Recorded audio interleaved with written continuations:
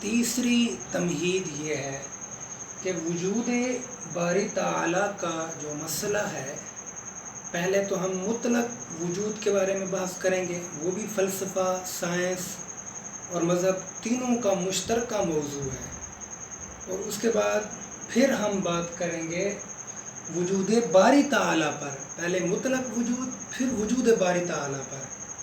اب وجود باری تعالیٰ کا جو مسئلہ ہے، یہ بھی اس کی 4 مختلف صورتیں بنتی ہیں۔ وجود باری تعالیٰ جس کو ہم واجب الوجود قرار دے رہے ہیں، جس کے وجود کو ہم لازمی اور یقینی قرار دے رہے ہیں، اس کا وجود اس کے بنیادی طور پر 4 مختلف صورتیں بنتی ہیں۔ پہلی صورت نظریہ فیض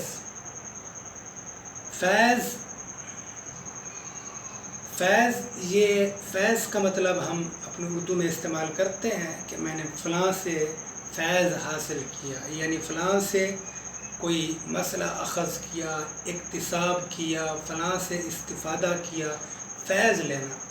پہلا نظریہ فیض ہے۔ نظریہ فیض کیا ہے؟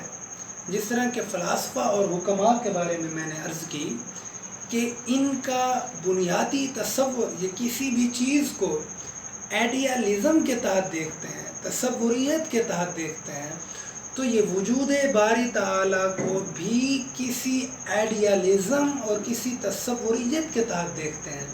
یعنی وجود باری تعالیٰ کو یہ کسی حقیقی فارم میں نہیں دیکھتے، بلکہ یہ آئیڈیالزم کی فارم میں دیکھتے ہیں، اور کہتے ہیں کہ جس طرح یہ کائنات کسی اور وجود کی مثل ہے، یہ عالم امثال ہیں، تو یہ عالم امثال اسی طرح اس کو وجود میں لانے والا بھی وہ کسی کی مثل ہے۔ یہ نظریہ فیض ہے۔ اس کی آگے ہم وضاحت کریں گے کہ نظریہ فیض کیا ہے۔ اس کے ماننے والے فلاسفہ اور حکماء میں اشراقیین بھی شامل ہیں اور مشائعین بھی شامل ہیں۔ یعنی حکماء میں چاہے وہ مسلم اشراقیین ہوں یا مسلم مشائعین ہوں یا مغرب کے جو اشراقیین اور مشائعین ہیں، وہ دونوں اس میں شامل ہیں۔ اور دوسرا نظریہ ہے وجود کے بارے میں، نظریہ ارتقاء۔ یہ سائنسدانوں کا موقف ہے کہ وجود اصل میں یہ ارتقاء کے طور پر معرض وجود میں آیا ہے۔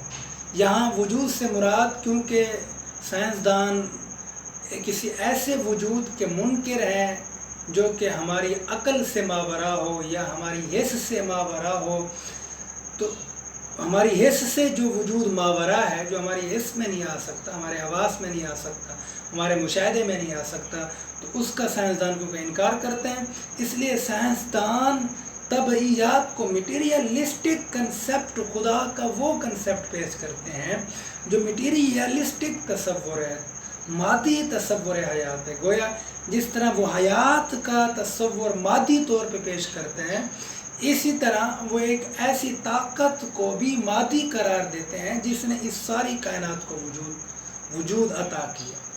گویا اس پر بھی ہم تفصیلی بحث کریں گے کہ نظریہ ارتقاء ہے کیا، اس کی تفصیل کیا ہے، اور اس کے ماننے والوں کے ہاں خدا کی حیثیت کیا ہے، اور وجود باری تعالیٰ کی وہ تشریح اور توضیح کیا کرتے ہیں، اور ان کے ہاں وجود باری تعالیٰ کی مختلف شکلیں کیا ہیں، اور وجود کی وضاحت کیا ہے۔ یہ ان تمام پہلوؤں پر ہم تفصیل سے کلام کریں گے تاکہ کوئی پہلو، کوئی گوشہ خالی نہ رہے۔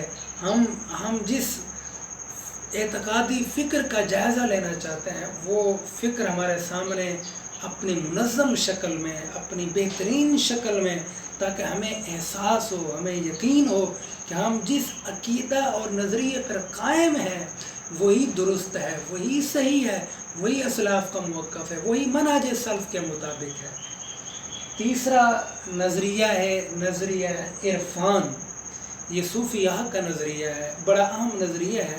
اس پر بھی ہم تفصیلی طور پہ بحث کریں گے، جس میں وحدت الوجود کا بھی مسئلہ زیر بحث آئے گا، وحدت الشہود کا مسئلہ بھی زیر بحث آئے گا، امام مجدد الفسانی کا موقف، شیخ محی الدین ابن عربی کا موقف، سلسلہ چشتیہ کے بزرگوں کا موقف بھی ہم سامنے لائیں گے، اور اس کے بعد پھر قبلہ ڈاکٹر برہان احمد فاروقی صاحب کا جو اس حوالے سے موقف ہے اس کو بھی ہم سامنے لائیں گے، اور ملا صدرہ کا جو موقف ہے وجود کے بارے میں یا وحدت الوجود جو بھی ہے اس کو بھی ہم جناب زیر بحث لائیں گے۔ اسی طرح جناب اور بھی کئی مباحث ہیں جو عصری تناظر میں ہیں، ہم ان کو بھی بحث میں لائیں گے انشاءاللہ۔ اسی طرح وحدت الوجود، واجب الوجود، یعنی وحدت الوجود وجود کی کو بھی زیر بحث لائیں گے، واجب الوجود کو بھی زیر بحث لائیں گے۔ چوتھا نظریہ ہے نظریہ تخلیق، یعنی اللہ تعالیٰ نے اس کائنات کو تخلیق کیا ہے، اس کائنات کا کوئی کریٹر ہے، اس کائنات کا کوئی خالق ہے، اس کائنات کو کوئی بنانے والا ہے، وہی اس کائنات کو وجود میں لانے والا ہے۔ اس کا وجود کیا ہے اور اس کائنات کا وجود کیا ہے؟ تو اس اعتبار سے اگر ہم دیکھیں تو نظریہ فیض جو ہے یہ خالق کا وجود اصل حقیقت ہے۔ نظریہ فیض کے اعتبار سے خالق کا وجود اصل حقیقت ہے، مگر اس میں وہ کس وجود کو وہ خالق قرار دیتے ہیں یہ زیر بحث ہے، یہ اختلافی مسئلہ ہے۔ اسی طرح جو نظریہ ارتقاء ہے وہ مخلوق کے وجود کو حقیقی قرار دیتے ہیں۔ نظریہ ارتقاء جو ہے وہ مخلوق کے وجود کو حقیقی قرار دیتے ہیں، خالق کے وجود کا یہ انکار کرتے ہیں۔ اور نظریہ عرفان جو ہے یہ خالق کے وجود کو اصل حقیقت قرار دیتے ہیں کہ وجود صرف خالق کا ہے۔ نظریہ عرفان کے تحت یعنی یہ مخلوق کے وجود کا انکار کرتے ہیں، جس طرح نظریہ ارتقاء والے خالق کے وجود کا انکار کرتے ہیں، اسی طرح نظریہ عرفان والے مخلوق کے وجود کا اس طرح انکار کرتے ہیں جس طرح سائنسدان خالق کے وجود کا انکار کرتے ہیں۔ لیکن ان کے ہاں بھی تفصیل طلب مباحث ہیں کہ مخلوق کے وجود کو یہ کس انداز سے دیکھتے ہیں، اس کی حیثیت اس کو کیا قرار دیتے ہیں، یہ بھی تفصیل طلب ہے۔ مطلقاً انکار نہیں کرتے، انکار کی کوئی وجوہات ہیں ان کا ہم جائزہ لیں گے انشاءاللہ۔ اور نظریہ تخلیق جو ہے یہ کہتے ہیں مخلوق کا وجود بھی ایک حقیقت ہے، جس طرح نظریہ فیض والے کہتے ہیں خالق کا وجود ایک حقیقت ہے، یعنی نظریہ فیض والے کہتے ہیں خالق کا وجود بھی ایک حقیقت ہے جس طرح دیگر حقیقتیں ہیں۔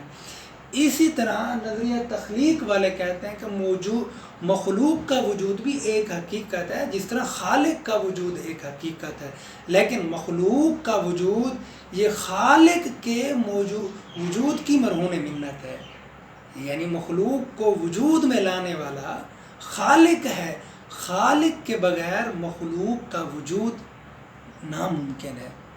اب نظریہ فیض کو اشراقی جین اور مشائی جین دونوں اختیار کرتے ہیں، اس کو ہم افلاطون اور نو افلاطونیت سے بھی تعبیر کرتے ہیں۔ فلسفہ کی اصطلاح میں اشراقی جین کو افلاطونیت کہتے ہیں اور مشائی جین کو نو افلاطونیت۔ اشراقی جین کو افلاطونیت اور مشائی جین کو نو افلاطونیت، یہ جیسے میں نے پہلے بھی عرض کی کہ جو وہ دوسری مباحث ہیں فلسفہ و کلام کے حوالے سے جو دوسرے لیکچر ہیں دروس ہیں ان میں اس کی وضاحت ہوگی انشاءاللہ۔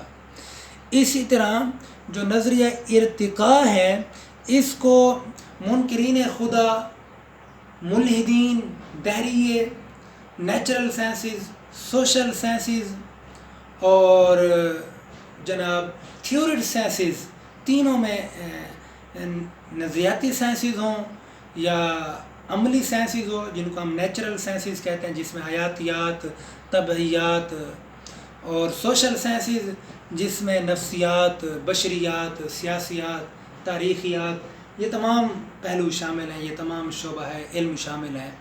تو نظریہ ارتقاء کو یہ لوگ اختیار کرتے ہیں، ملحدین جو کہ یہ اس کیٹیگری کے ہیں، چاہے وہ نظریاتی سائنسز کی روشنی میں ہو، یا نیچرل سائنسز کی روشنی میں ہو، یا پھر سوشل سائنسز کی روشنی میں ہو۔ اور رہی بات نظریہ تخلیق کی، تو اس کو متکلمین، محدثین اور جمہور فقہاء اختیار کرتے ہیں۔ تو یہ بنیادی جو ہے وجود باری تعالیٰ کے حوالے سے جو بنیادی تصورات ہیں، جو بنیادی کنسیپٹ ہیں، وہ آپ نے سمجھ لیے۔ ہم ان کے آگے چل کر ان کی بھی وضاحت کریں گے اور ایک ایک چیز کی توضیح ہوگی۔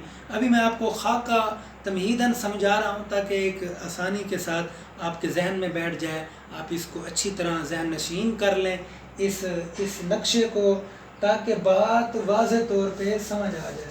اگر آپ کو صحیح طرح نقشہ دکھائی نہیں دے رہا تو دیکھ لیں، نظریہ فیض، نظریہ ارتقاء، نظریہ عرفان، نظریہ تخلیق۔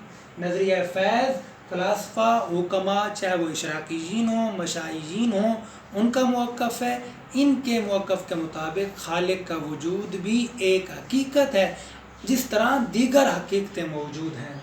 نظریہ ارتقاء یہ سائنسدانوں کا موقف ہے، منکرین خدا، ملحدین، natural sciences, social sciences, theoretical sciences کے ماننے والوں کا یہ موقف ہے۔ ان کے موقف کے مطابق مخلوق کا وجود ہی حقیقی ہے، خالق کا وجود کے یہ منکر ہیں۔